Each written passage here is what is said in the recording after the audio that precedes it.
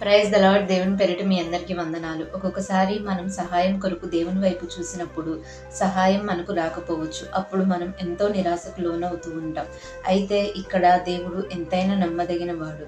ఆయన మనల్ని ఎప్పటికీ నిరాశపరచుడు. మనకు తగిన సమయమందు దేవుడు తప్పకుండా సహాయం చేస్తాడు.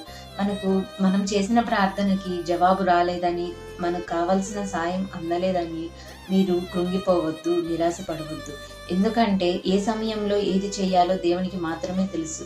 ఒక్కొక్కసారి మనం కోరుకునేవి ఎలా ఉంటాయంటే, మనకు సమస్యలు తెచ్చేవి మనం కోరుకుంటూ ఉంటాము. కానీ మనం అదే కావాలి, అదే జరగాలి అని చెప్పి మొండిగా ఉంటాం. కానీ దేవుడు అది మనకు మంచిది కాదు అని చెప్పి అక్కడ మనం అనుకున్నది జరగకుండా ఆపుతాడు. అప్పుడు మనం వివేచనతో ఆలోచించాలి. అరే, ఇది నేను అనుకున్నది అనుకున్నట్టు జరగలేదు అంటే ఇది నాకు మంచిది కాదేమో. దేవుడు ఏదైనా నాకు మంచే చేస్తాడు. నేను అనుకున్నది జరగలేదు అంటే ఇంతకన్నా మంచిది ఏదో దేవుడు నాకు ఇస్తాడు. ఇది నాకు మంచిది కాదు అన్న ఒక వివేచనతో ఉండండి. మనకు ఏ సమయంలో ఏది చేయాలో మనకన్నా దేవునికి బాగా తెలుసు కాబట్టి మనం అనుకున్నది జరగలేదని చెప్పి జీవితంలో ఎప్పుడూ నిరాశకు లోనవ్వద్దు.